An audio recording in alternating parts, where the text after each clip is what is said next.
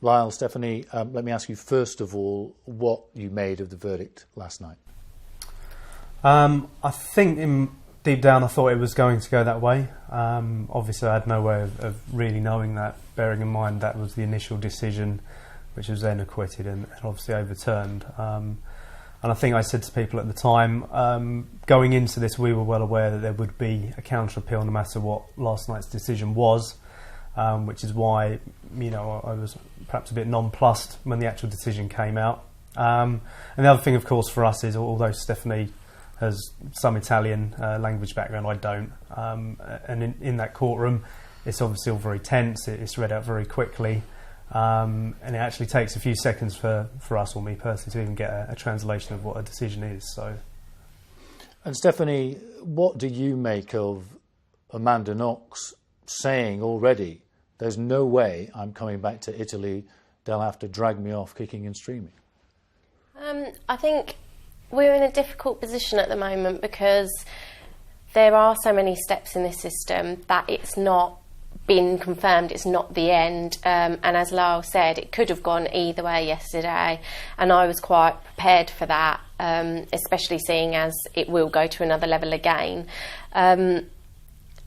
However, without knowing what the final answer is going to be, it's difficult to know how anyone's going to feel or react, and really when it comes down to it, if they are found guilty at the very end of the case and she doesn't come back here, then that's going to be for Italy and America to kind of decide what they're going to do with that, because as Lyle said previously, if they're convicted and they are guilty of murder, they need to be somewhere, not just free in America or Italy. So must be difficult for you though.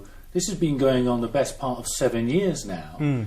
And still, it's not over. Yeah, absolutely. I've said before that, the way that Meredith was killed is obviously horrific. We've not really had a chance to properly grieve her because of this whole process has been going on so long. There's obviously been so much tension on the defendants and the case itself, rather than Meredith as the victim. And yeah, absolutely, the fact that it's in a foreign country, a lot of it's obviously in a foreign language. We're having to read interpretations of stuff secondhand, and on top of that, the fact that it's been as you say, sort of knocking on into 7 years now, and the next verdict in this is going to be spring 2015, makes it very difficult for us to sort of finally draw a line under things and move on. Meanwhile, of course, Meredith Kercher, your sister, is almost forgotten, as you say, in all of this. It's all become about Amanda Knox, particularly. If she gets to see this, what would you say to her? I don't know that we have anything specific to say to anyone that's in question at the moment. But in general, with regards to you saying about Meredith being forgotten, I think she has been forgotten very much so in this case, because it does very much focus on the trial rather than the victim at the moment. However, there are a lot of people out there who still send messages, still donate to the fund, still talk about her.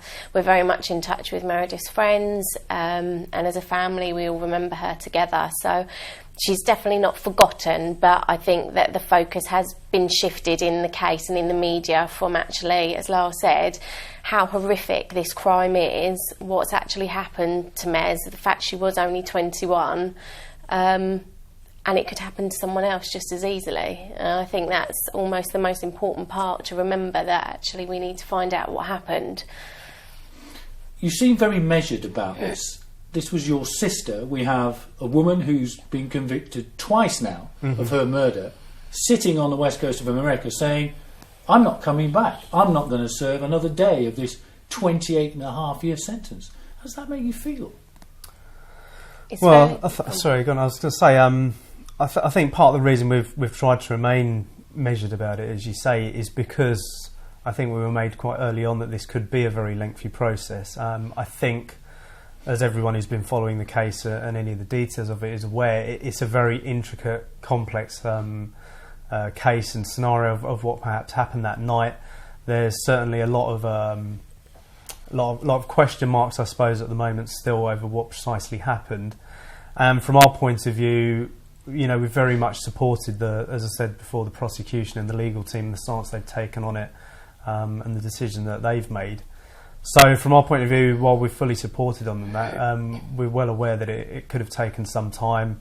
Decisions could have gone either way, and it's difficult to sort of 100% expect one thing to happen or the other. And I think you kind of have to sort of sit almost across the middle of those two until there is a final conclusion on it, really. Okay, I'll ask you both a final question.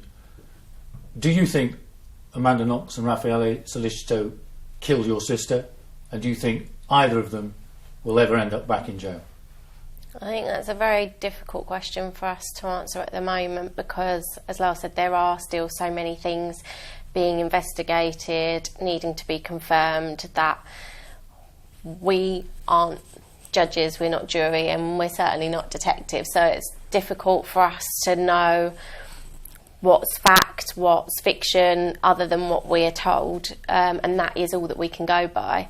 It obviously suggests that is the truth and that they are guilty, seeing as it's been upheld again this time, but equally it was overturned last time, so we may never know exactly what's happened. But given the fact that the Italian legal system is so thorough and there is another stage, we would hope that they will be able to find out, even if not exactly what happened that night, just to be 100% sure who is guilty. And do you think they'll ever go to jail? It's hard to say. Obviously a lot's being said at the moment of extradition. If last night's decision's upheld in spring 2015, as I said before, I'd be surprised if America didn't cooperate with an extradition. If they have a mutual agreement on this and America seek to extradite criminals from other countries themselves, I'd find it strange if they didn't cooperate in that sense. And obviously Solicito himself being an Italian national already in the country and already had his passport taken from him, I don't see how you could have somebody convicted of what, as I said, is such a horrific crime. We're not just talking of a drunk driver here killing somebody.